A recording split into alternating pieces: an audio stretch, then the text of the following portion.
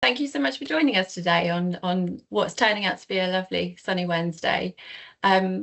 Really pleased that you can join us to hear more about our Gateway to Nature project and how we're creating more ways for people to connect with nature through all the work that's happening at Earth Trust and at the space.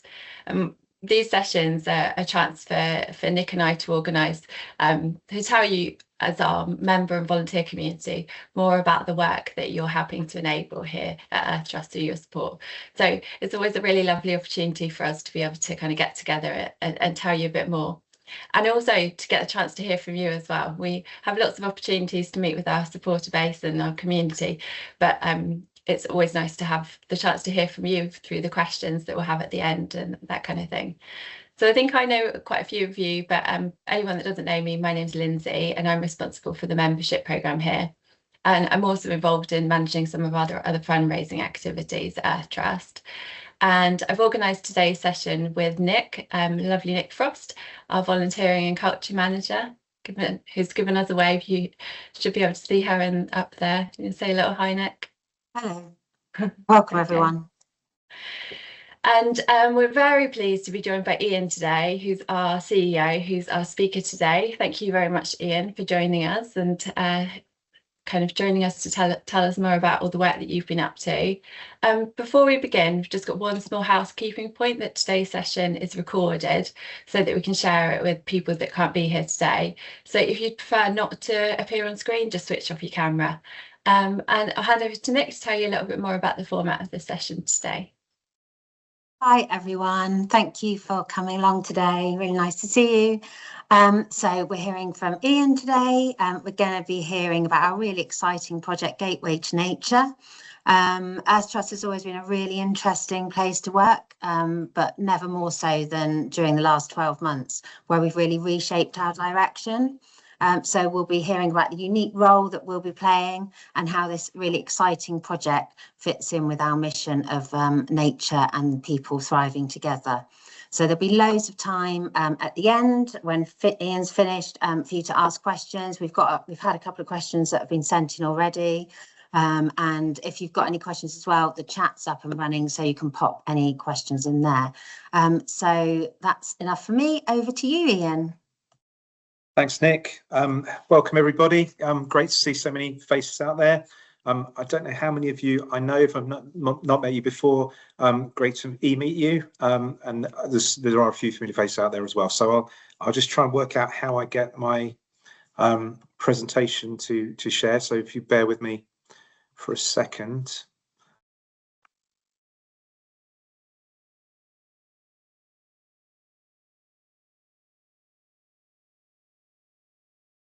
Is that working?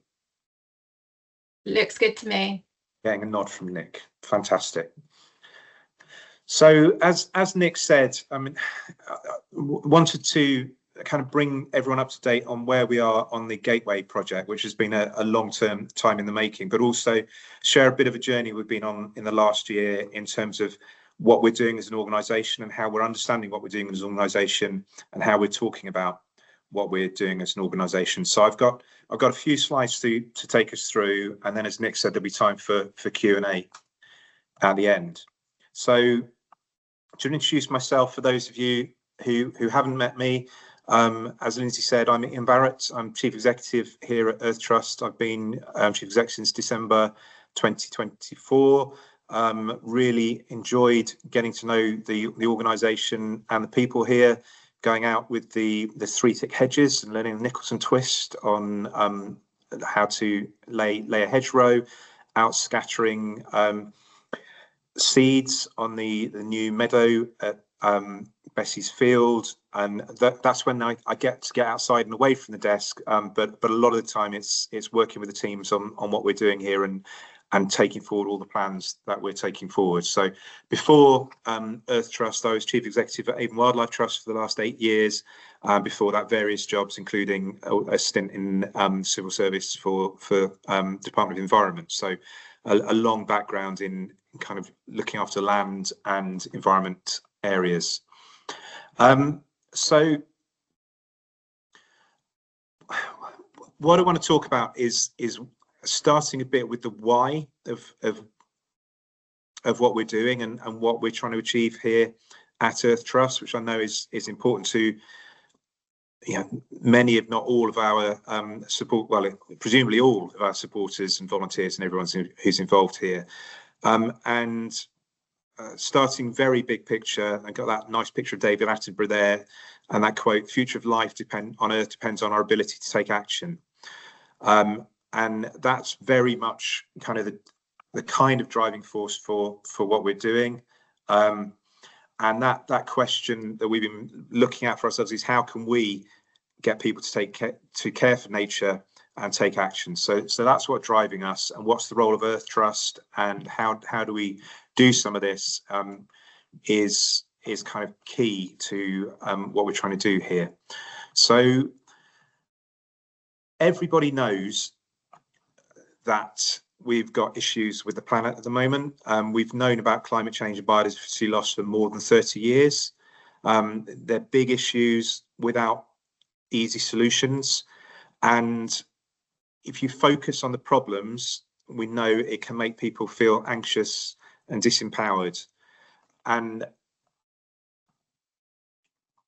it's interesting to see how much climate and environment figures as an issue that people actually care about.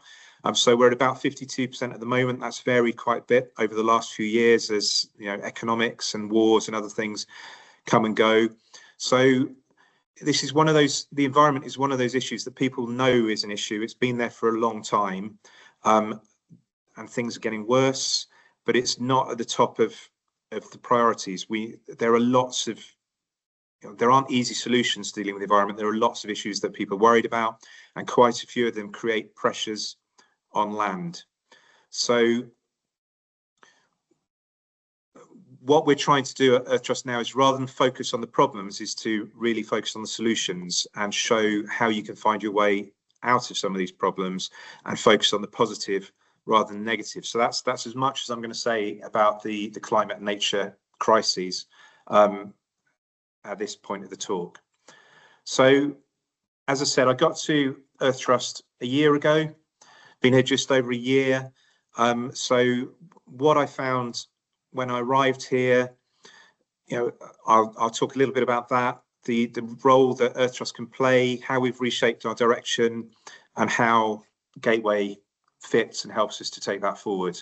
So when I got here, December 2024, it's an amazing landscape, fantastic people, really good organisation, engaged volunteers, amazing staff, a really strong history of what we've done here.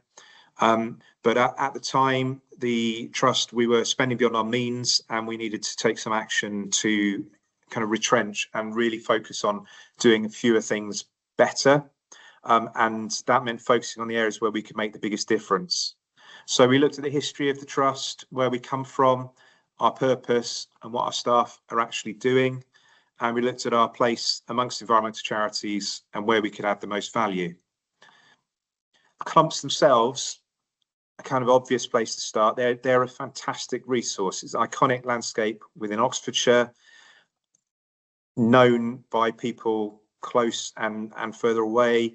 We have about 200,000 people a year already visiting the clumps for dog walks, for picnics, for family occasions, sledging in the winter time, going on dates, people get engaged on the clumps. It's a really special landscape for lots and lots of people, and that really is one of the biggest assets that we have here as Earth Trust is the Whittenham clumps and everything that they stand for. We've got a fantastic engagement program. So our education program, which was engaging over 5,000 children a year back in 2024, we're now up to about 9,500, I think, with the 7,500 with the extra facilities we put in, but a really strong track record of engaging people, an amazing volunteer program with almost 300 really active and engaged volunteers, and an amazing events program bringing 9,500 people here every year. A lot of those are family events, but also things like cocktails on the clumps and that element of fun, engaging people positively, giving people a fantastic experience out in nature really came through strongly as a key part of what we do. And that's not a distraction from our mission. It is really key part of our mission, is giving people that great time in nature and that experience and starting to make those connections. So a really amazing engagement program. And then when you look at our history, we were set up by Sir Martin and Lady Audrey Wood, and I think probably most of you know who they are and their history. So Sir Martin set up Oxford Instruments, a real entrepreneurial approach, lots of different companies and things they've set up. And that spirit of innovation from the Woods has imbued Earth Trust right from the very beginning. We were among the first places to have a biodiversity offsetting scheme, which is Bushy Bank in the bottom left-hand corner there.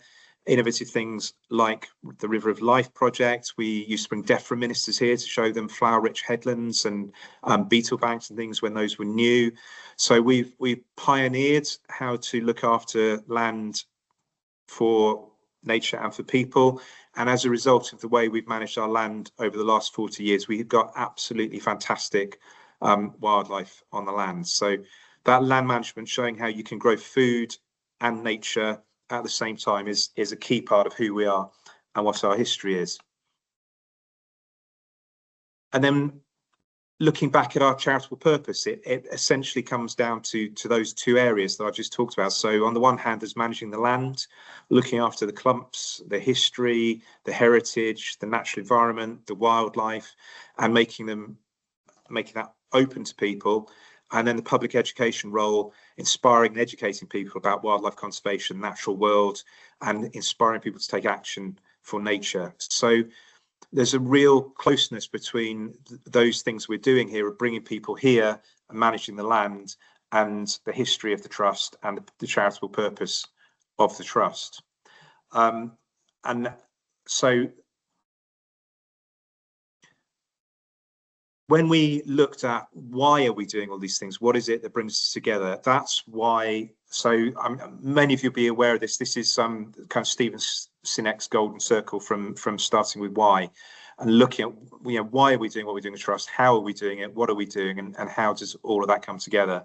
And when we boiled down our why, it really came down to the reason why we're managing land with food and wildlife and access.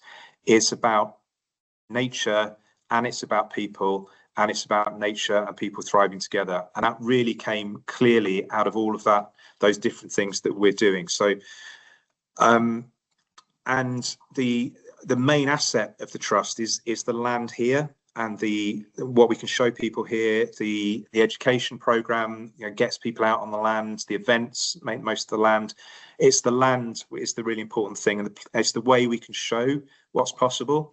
So the how we do things here at Earth Trust is really inspiring people through our lands. And that's a bit of a change from the previous strategy, because the previous strategy talked about building communities for change, getting out there, talking to people about green spaces.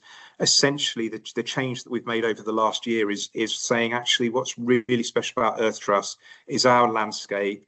It's the things we're doing here to show what's possible, and the biggest impact we're going to have is by bringing people here and giving them that sense of the possible, showing people what can be done. So there's a whole range of things we do as part of that. Our education program, volunteers, I've talked about, farming, community reserves, conservation.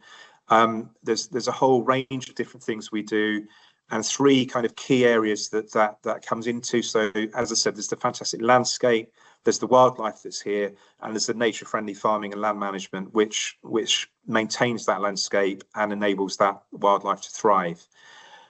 When we looked at how we fit in with other environmental charities, it is our land here and the way we're managing our land here which sets us apart from a lot of other charities. There are fantastic charities who are out there making the case, and other organisations for green space and green infrastructure. There are fantastic organisations out there doing rewilding and all kinds of other things. But what sets us apart is the landscape here, and the fact that we have got fantastic wildlife in actively managed farmland. So, and just So coming back to that question, how can we get people to care for nature and take action? That farming element is a key part of who we are in our history. It's around 70. Oxfordshire is actually one of the most rural counties in the country. 74% of Oxford's land is farmland, and there are different ways that people look at conserving and restoring wildlife. So, and they're broadly, sometimes they would land sparing, land sharing. Land sparing essentially says, well, wildlife needs its own space. Let's set aside 30 to 50% of land for wildlife. Rewilding and other approaches take that approach. Nature reserves, absolutely fantastic fundamental approach to restoring wildlife. The other approach is land sharing, which says you need to build wildlife into farmed landscapes. You need to make sure you're farming in ways which look after nature. And of course, you know, with nature, with farming being such a massive part of the landscape, we need both. So there is a place for rewilding, there's a place for nature reserves, there's also a place for, and it's essential that we build wildlife and wildlife corridors into the rest of our farmland. So I think the unique thing that we do here at Earth Trust is showing how you can have wildlife in thriving farmland. That's not to say that rewilding and other things aren't important, but with the history of the trust here, how we manage the land, what we're already doing, we are more in that area of showing how you can have fantastic wildlife in productive land, and not just productive land, also highly accessible land where we are getting 200,000 visitors a year. We've got fantastic history, we have all those events and other things going on. So we can bring people here to show them what's possible. So families can come and just experience a fantastic landscape for nature and get an inkling of how we do some of that. Farmers can come and see the practices working, and you know, if we've got farmers who are understanding that they need to be looking at more regenerative ways of farming but haven't quite taken the steps yet, this is a place where they can come see some of those things happening on the ground. Journalists and policymakers can come here and see how we're managing to manage a landscape for people, for nature, for access, for all of these different purposes at the same time, and have them absolutely full of fantastic wildlife. And that combination of all those different things, we think, is pretty unique to what we're doing here, and potentially, you know, gives us quite wide reach in influencing positively how you can go about tackling the climate and nature emergency, particularly in productive land, alongside all the work that people are doing on other approaches. So what we want to do when people visit the land here, as I said, there are 200,000 people who come and visit the clumps every year. There'll be a much smaller number than that who actually come to Earth Trust Centre. At the moment, people will be visiting for all different kinds of reasons. And what we want to be doing is engaging more people actively when they come and visit in thinking about nature, how the land works, and how they can help to take action for nature. So we will have all kinds of people coming here. We'll have people who will already know all about the climate and ecological emergencies. So they would be the innovators, the early adopters in the terms of this. This is the technology. I can't remember what it's called now, but how quickly people take up technology, which gets applied to how quickly people take up anything really. But you'll have people who are ahead of the curve, who understand what's going on and taking action. You'll have the vast majority of people who kind of come along later. And then the late majority, and then some people will never get it. But what we want to do at Earth Trust is wherever people are coming to us, wherever they're starting from, we can help them to move along that journey curve. So the Wittenham clumps, you know, give us an absolutely fantastic landscape for getting families along, schools, other people who wouldn't normally come out into nature, but we can make this a real destination where people can come out, fall in love with nature, start to understand some of the issues that I've referred to, and take action for nature. For a farmer who kind of knows that there's something they need to do but hasn't made the thank you, Tom, hasn't made the change yet, you know, they might be further along the curve, and we can help them take the next step. So the idea is that for everybody who comes here from all their different starting points, we can help to take them along that journey from not knowing anything about nature to starting to enjoy spending time in nature, to falling in love with nature, to understanding the things that they can do to help. So there's another bit of this slide coming. Yeah, so taking all of those people along that journey of caring for nature and taking action. So the Gateway project has been a long time in the making, and essentially is absolutely in line with what I've just been talking about. It's about how we create the facilities here to be able to engage more of the people that are coming to the clumps, and to make it more accessible for families and others who may not automatically, going out to nature isn't the first thing that they think about. So, and part of the context of that is the massive growing population. I mean, many of you will be residents of all of the places around that will know just how much Didcot is growing. We are going to have more pressure on the countryside, so we need to have the facilities to cope with the additional visitors without clogging up the roads and creating additional problems. And we want to be engaging more people to take them on that journey from not knowing, not caring about wildlife, through to being actively engaged in putting in place the solutions that help us to turn around that help wildlife and people to thrive together. So there's a picture. I mean, this is a bit out of date now, but there's a kind of visualization of what Gateway will look like. But Gateway is, when we talk about Gateway, it's more than the buildings. The buildings are kind of part of the physical manifestation of Gateway, and I'll talk a little bit more about that. But it's also about giving people that experience when they arrive that helps to engage, fall in love with nature, learn how to take action, understand how we can create places where nature and people can thrive together. So making this somewhere where people feel comfortable coming out is boils down to a few simple things. It's somewhere to park. It's knowing there's somewhere where you can get a cup of coffee and a piece of cake, toilets, waymarked paths. We just want to make it so at the moment when you come to Earth Trust, you've got the sign saying Earth Trust Centre this way, but I remember the first time I came for interview, do I go into that car park? Do I go into this car park? Is this publicly open? It's quite confusing at the moment, and what we want to do is making it as obvious as possible that this is somewhere that welcomes people, that people can come and spend that time in nature and engage with what we're doing, to join us in caring for nature and taking care of nature.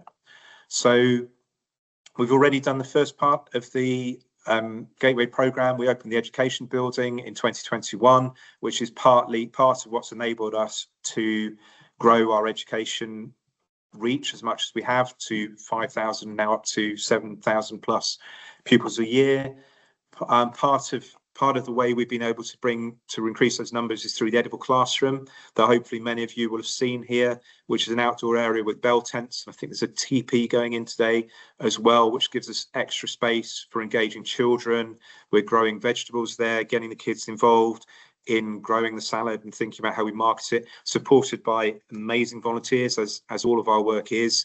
And this is giving us more facilities for engaging children on that journey of learning about nature.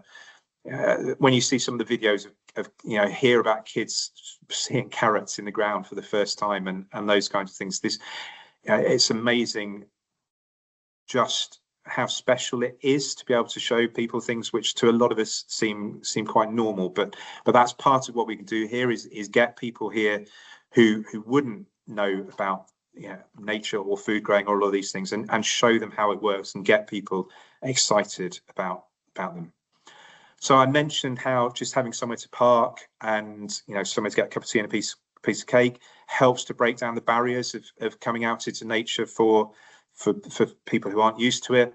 The map on the left there shows the new track we're putting in from Sires Hill, which will come up to the centre here. Will deal with the problems that we've got with the Hollow Way, which I think at the moment the claim is we've got the biggest pothole in Oxfordshire, and passing people there is difficult. When you've got coaches and tractors and other things, it makes it even more difficult. So part of the reason of putting the new track in is to deal with the access issues and the problems to residents in Little Whitnam around the current access. It also enables us to cope with and bring more people to the centre to join our programmes and take them on that journey of falling in love with nature, understanding nature-friendly farming, whatever their journey is that we are wanting to take them on as we engage them. There will be a full-time, 7-day-a-week, cafe, 9 till 5, if not longer than that. At the moment, many of you know we've got a small cafe in the Welcome Hub where you ring the bell between the hours of 10 and 3. Matt will come across and make you a cup of coffee, which is a good start. But this will give those facilities there the whole time, so that people know that they can come here and get that sandwich, jacket potato, the basic things that you expect from a cafe.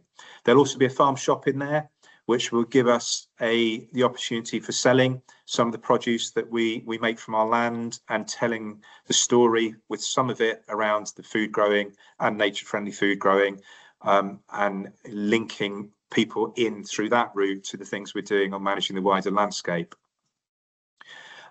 Part of the plans for what we're doing is the new adventure playscape, which we're calling Earth Adventure, which will use natural materials and play and nature play areas to give somewhere for families to bring young children to take those first steps into nature. But it's more than just, this is far more than just an adventure playground. We will use it as the setting for engagement activities. We will run things throughout the day, things like pond dipping or mini beast hunts, story time, talking about the history here on the site, the Romans and the Iron Age, to make it a really engaging place for children and families to come and learn and hear about nature and the things that we're doing here to help nature. What we want is families bringing the kids here when they are between the ages around about 5 and 9. And then when they are older than that, they're up on the clumps, enjoying den building in the right places and exploration and doing the things that older children do when they get out in the countryside. And we're looking at part of that about the accessibility of the wider countryside, where the waymark routes are, where we do want to encourage people going, where we don't want to encourage people going, because we need to get that balance right between. We need to continue to get the balance right between access and wildlife thriving. And part of what we're doing in this landscape is showing how some of that works. So this map is an early draft of some of the trails we're putting in. I'll talk about the Farm Nature Trail a little bit more in a minute, but also making waymark trails from the centre. So there's one around which goes around Round Hill, which we're calling the Clumps Heritage Trail at the moment. It doesn't go to Castle Hill because we're trying to manage the number of people going up on Castle Hill and the impact there. The Landscape Discovery Trail is the red dots there. That takes a bit further around and starts to get people into seeing some of the ways we're managing the rest of the landscape. But Paradise Wood will remain close to people. We're looking, there will be limited access to the River of Life project on the kind of top right around the banks of the Thames there. So we're looking for that balance between people can come and see the landscape, but there are still areas for wildlife to have space to thrive, as well as wildlife right the way across the landscape. And any of you have been, which I hope you all have, walking across the landscape will know just how much wildlife you see, even in those areas where we've got those paths and people going through them. So this is the Farm Nature Walk, which has gone in over the last few months, mainly before Christmas, coming from the centre here, following down to the south along the new cycle route that Oxfordshire County Council have put in from Didcot, which currently takes you down to Sires Hill. They're doing the rest of the route over the next few months, hopefully.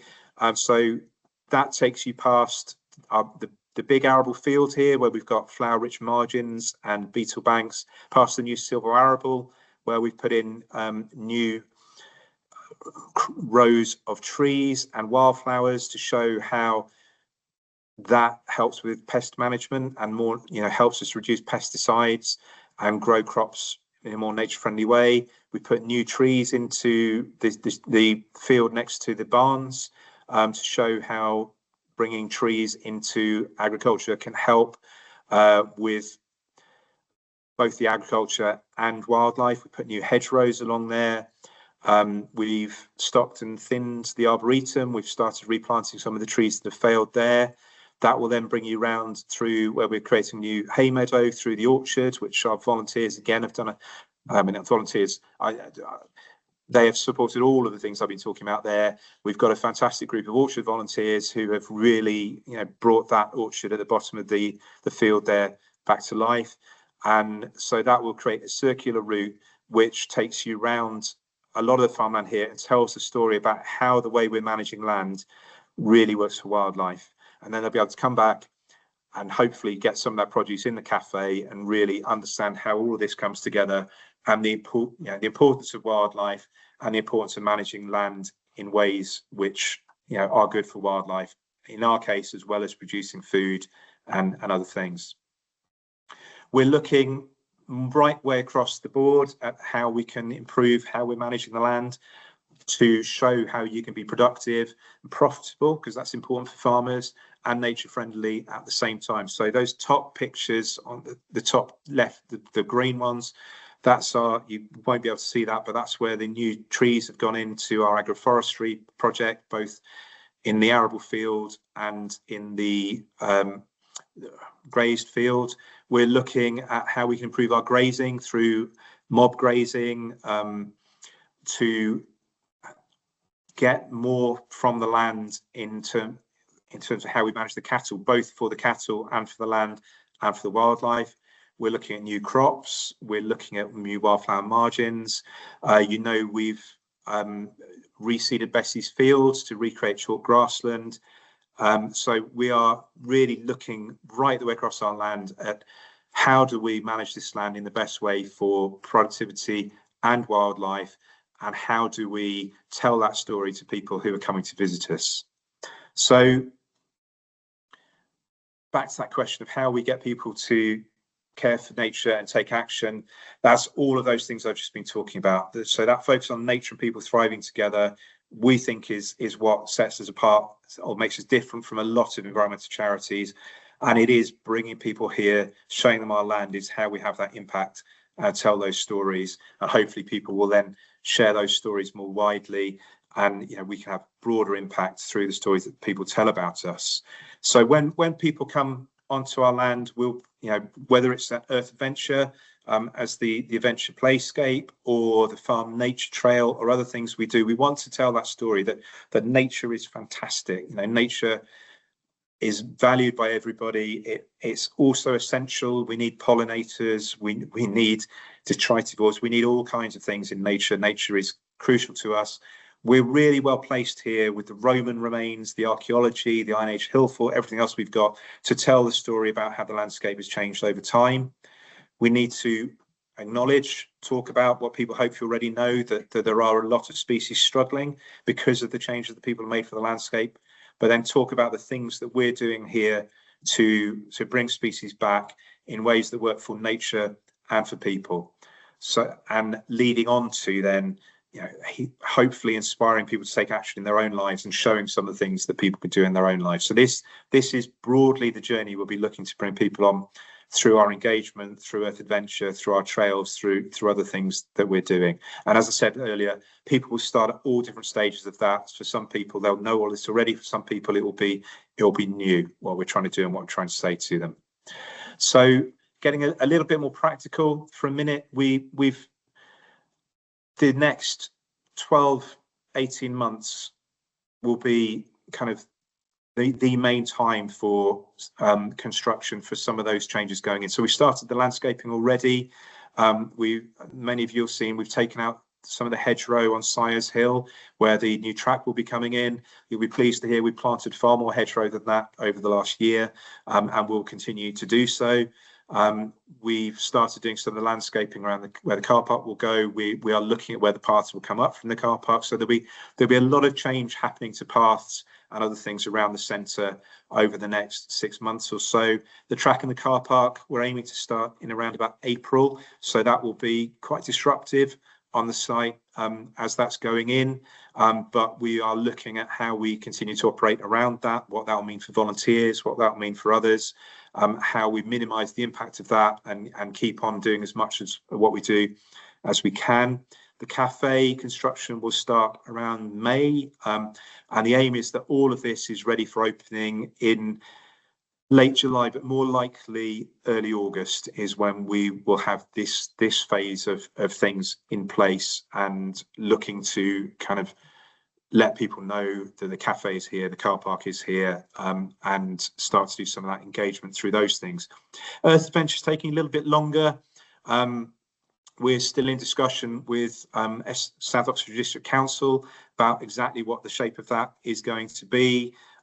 We have redesigned it slightly from what people may have seen before, which was over to the east of the centre, right next to Round Hill and Castle Hill on this side of the road. And we are moving it further south down into the massive buildings here in the centre.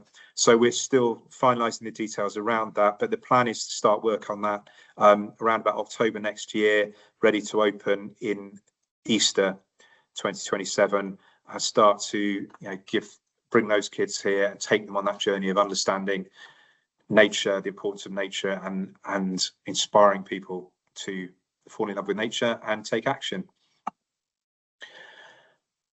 One of the other things we're doing as part of that is looking at our brand. So I've talked about, at the moment, it's not clear when you get here, is this an area that's open to the public? Where can I park? What is Earth Trust Centre?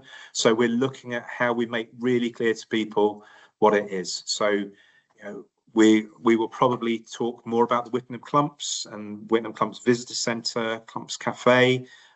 Earth Trust will be a bit probably the easiest way of talking about it is it's a bit like the National Trust, where everyone knows the National Trust logo, but you go to specific places. That's what where the direction we're moving in for Earth Trust, where you come to the Wittenham Clumps, you come to Wallingford Castle Meadows, you come to Bessells Leeward, and they're all Earth Trust, but we are talking about the places, the locations we're bringing people to, and we're looking at how we talk about that and what that means for our brand identity, the website, how we tell our story, and all of those things. So there will be some changes coming up on that over the next few months, which I think we're going to organise another session to talk about in a bit more detail in a month or so's time. And this is all about that real clarity on what it is and how we get people here to be able to engage them and take them on that journey of moving further in falling in love with nature and taking action for the natural environment. So at the end of all of that, what we want to be is an absolutely fantastic place that people can come to and take that journey of understanding the importance of wildlife and how you can take action for wildlife. So we'll be talking about the way we manage the land here, the farming, the forestry, the other things we're doing and how we do that in a way which is good for productivity and nature, showing that you can have fantastic nature and productive land. And we will also be taking people on that journey in places like Earth Adventure of falling in love with nature, spending time in the environment, and getting inspired to take action. So this is just a bit of montage which shows, hopefully captures a lot of that with the wildlife, the activities, the people, our amazing volunteers. We want this to be a thriving, busy place that people just love to come to experience a fantastic landscape, to discover and see wildlife, and to begin to understand how managing the landscape, nature-friendly farming really can create fantastic wildlife. So I think that's it. Thank you. Thank you so much, Ian. So yeah, it's a really exciting future ahead for Earth Trust. We've got some questions now, so I'm going to hand over to Lindsay, who's going to read out a couple of the questions that were sent in first. If you have got any questions, then you can pop them in the chat or raise your hand and we'll come to you in a second. Over to you, Lindsay. Cool. Okay, lovely. Well, I've got one first question here, and yeah, hopefully we've got about 15 minutes for questions. So please do chip in as well from the room. It's always nice to hear your reflections from the session today. I'll just start with the first question, which will also pop in the chat for you, Ian, too. Pleasing to see the plans for the development of the Earth Trust presence at the clumps, but the access route is a nuisance for those from the north-east. What's planned to address the likely loss of engagement from people there? That's from Steve. Yeah, it depends which way you come. So if you're coming across from Wallingford and Shillingford area, it'll be quicker. If you're coming across from Appleford and that area, it's probably quicker. If you're currently coming across from Barley Mow, which name am I looking for? Clifton Hampden. You know, it's 2 minutes extra to come round to Sires Hill rather than through Little Wittenham. So I don't think those journey times are going to be so different that it will affect people coming here. Lovely, thanks, Ian. We've got a question now from Matthew, who I think, Matthew, you're here in real life in case you did want to ask the question, otherwise I can read it out. So Matthew has asked, oh, okay, lovely. If you you're just muted, Matthew, if you want to unmute.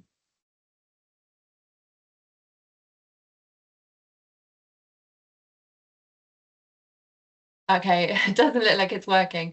Matthew had a question about the playground and the Adventure Playscape. So it'd be good to know the status of the playground in terms of getting sign off from planning, which I know you touched upon.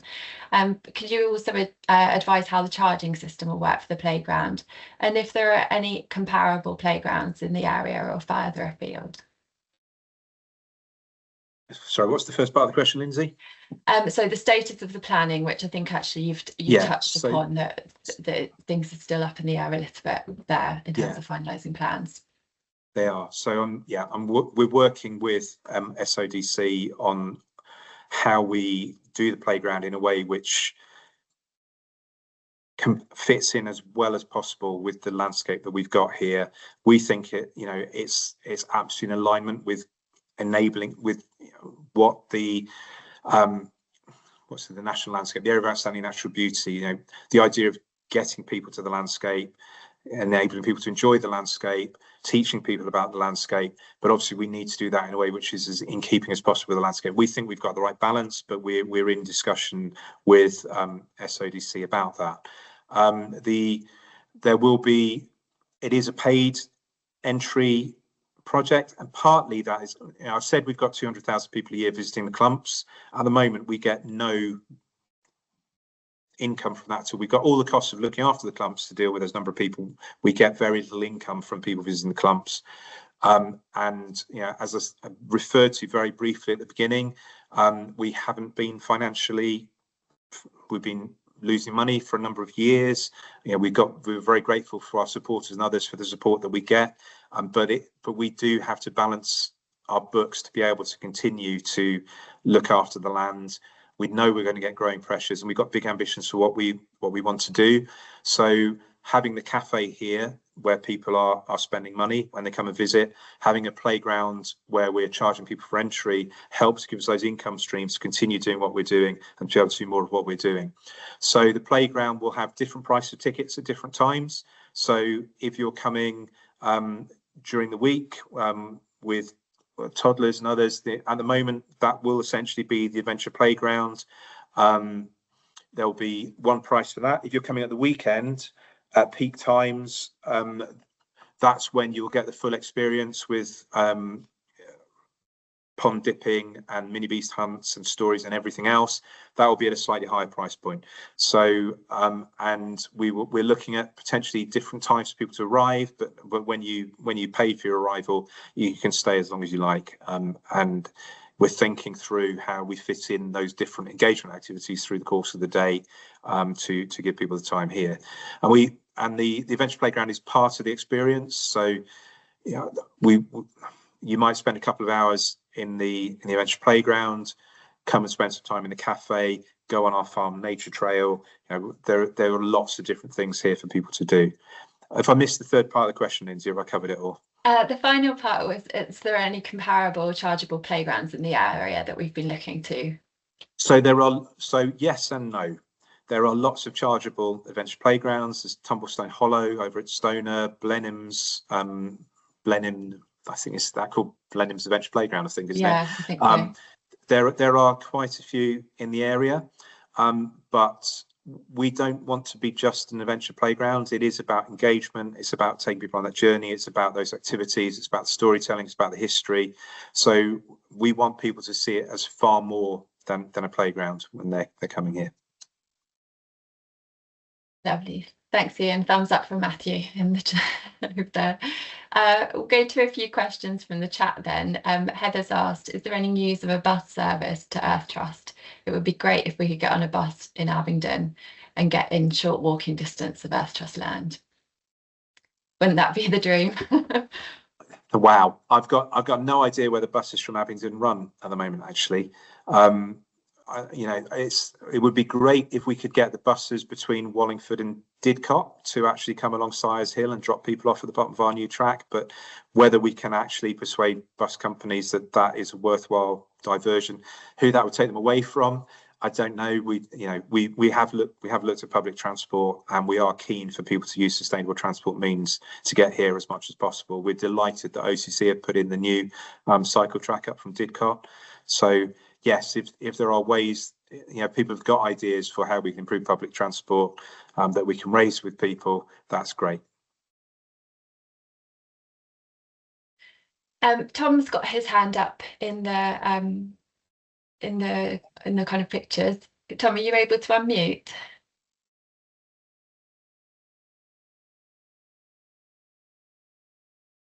Nick, I wonder whether there's a little setting issue with our mute. Yeah, I've allowed both Matthew and Tom's mics, but they don't seem to. I found the button. Does that work? There we go. That's it. I just wanted to chip in on that last comment about the buses. I think that's an excellent idea, and if there were a way to get them to stop in a way that people could, even if it's not next to the Earth Trust, people could access it, that would be really good. It was just interesting, Ian, hearing you talk about the National Trust. I worked there for 7 years in the national headquarters, and that was one of the big debates that just went round and round and round whenever people were talking about, sorry, this isn't a question, by the way, but whenever people were talking about being forever for everyone, which was their kind of sign off, the one thing that always fell short was so many of their properties are so far away from conurbations, and unless you've got access to a car, you just can't get there. So actually, if you're starting to think about, well, how can you compare yourself to the National Trust in the way that people are set up to visit properties and places, actually, if there were a way that the public transport could be diverted slightly to get it closer, then you'd already be, you'd have a lead on most of their properties. Thank you. Good point. Thanks, Tom. You're on mute, Lindsay. Oh, I am. It popped up when I started talking. Just to have one more question from the chat, and then we can come to you, Steve. Karen has asked, what does rewilding mean to you? People seem to think of it as being about leaving nature alone and forgetting that people are part of the landscape as well. But over the last couple of 100 years, we've dramatically changed the way we interact with nature at a pace that nature can't keep up with. Rewilding needs to take people into account. I love the concept of rewilding. I'm a big fan of rewilding. There is a view that it's about leaving nature to look after itself, but if you do that in this country in the wrong way, you're just going to get woodland, and you lose all of the fantastic kind of transitional habitats. So doing rewilding properly is about getting the right species in there to create that kind of mixed habitat of grass, scrub and trees. So you know, there are bison in this country now helping to do that, and you know, all kinds of different species. You can do it with cows and horses and sheep and other things as well, but rewilding is about getting the right balance of nature and naturalistic grazing to create fantastic habitats. So if you look at places like Knepp in Sussex, you know, they've had explosions of populations, things like turtle doves and purple emperor butterflies, by going for a more rewilded approach. So, and there may be parts of our landscape where we can do that, to demonstrate that and show some of those approaches in what we're doing. It's not our main focus, but that doesn't mean it's not. You know, it is one of the tools for managing landscapes for people and wildlife at the same time, and there may be spaces for it in parts of our land.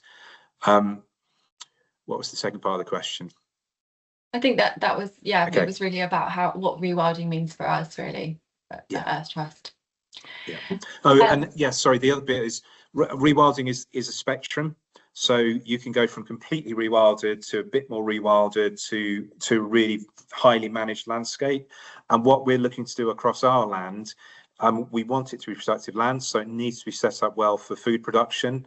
So, I mean, I should say, of course, we're not talking about the clumps themselves. The clumps will continue to be conservation grazed and managed for the landscape value and everything else there. But in the land that we are farming, where we've got our arable fields, we are looking to do that as productively as possible, to show that you can do that whilst in a nature friendly way. So we want to be a bit messier than we have been. We want to have more natural habitats going through. We need those natural habitats, creating a network right the way through our land, so that you can get the pollinators in, you can get, you know, beneficial insects, you get birds all the way through our land. So although we'll be more at the managed than the rewilded end of the scale, we absolutely want to get more natural habitats threaded right the way through the landscape here, as we've already got, but we want to do even more of it.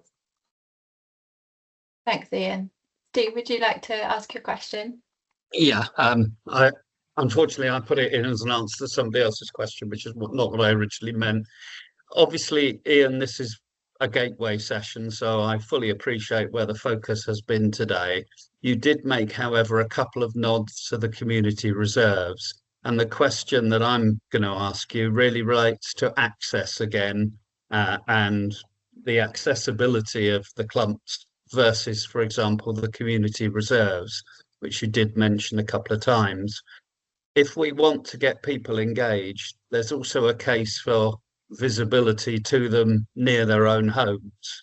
So if you think of somewhere like Abbey Fish Ponds or Thrupp Lake, they are relatively low visibility in terms of Earth Trust. Thrupp Lake better than Abbey Fish Ponds, but even some of the people who live around Abbey Fish Ponds, for example, don't understand the Earth Trust and Council relationship. And I'm wondering about more visibility of the Earth Trust brand as a draw to get them to the clumps and to the Gateway project. Is that in your scope of thinking? So yes, I mean, a lot of our focus over the next 12-18 months is going to be on the Whittenham clumps and the centre here, because, you know, we've got so much change going on.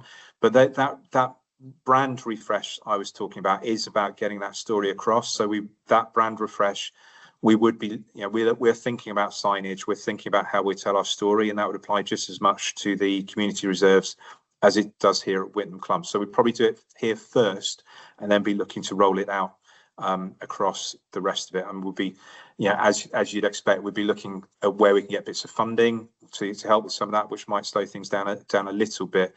But yes, we absolutely want to be telling that story about nature and the importance of nature in each of those places. You know, you mentioned Abbey Fish Ponds, and the volunteer group there is, as you know, absolutely amazing and fantastic. And the word of mouth around that group, you know, bringing more and more people in to understand the importance of that and help to look after it, is just a fantastic example of how we want things to be working at our community reserves.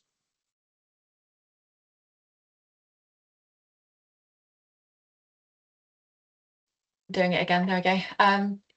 It's hailing here now. I don't know what it's like where everyone else is. Well, I've got a lot of wind whistling behind me, which is why I keep putting myself on chat. I've got the trees blowing in at my window. I think we've got time for one or two more questions. A question from Karen here, sorry, from Jackie.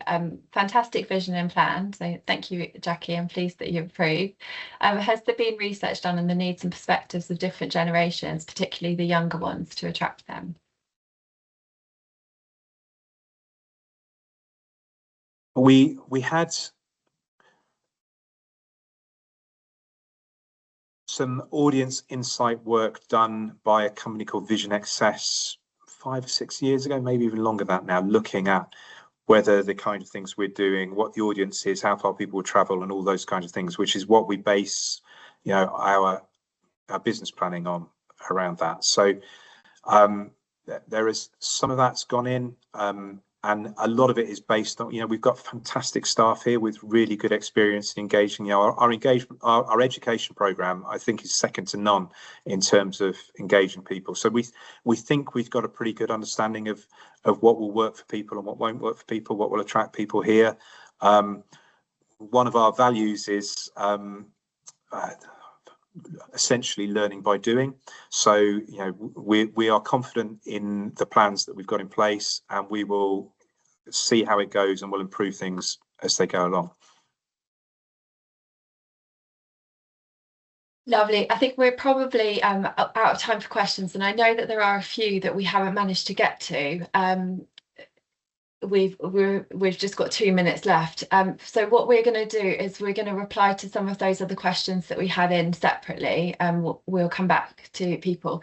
If anybody else has any questions that they'd like to submit, then please do put them in the chat or send us an email. I'll just put our email address into the chat now, and then we can have a conversation afterwards. So thank you so much for so many questions and such a lot of interesting chat here.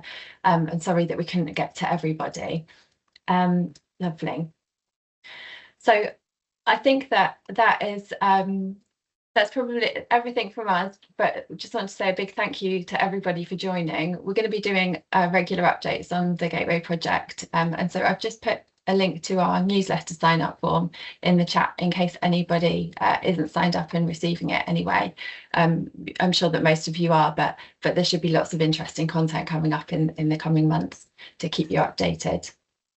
Just to answer Matthew, so we'll be putting a recording of this session out in the bulletin, the volunteer bulletin, and it will go out on the volunteer portal as well, so you can rewatch then. And it will also go in the member newsletter as well. Perfect. Yeah, thank you everyone so much for giving up your time, and yeah, please do get in touch if you've got questions. If things come up, then please feel free to get in touch with us, email us, come and see us. But yeah, hope to see you all soon. Thank you. Thanks everyone. Big thanks everybody. Thanks for coming.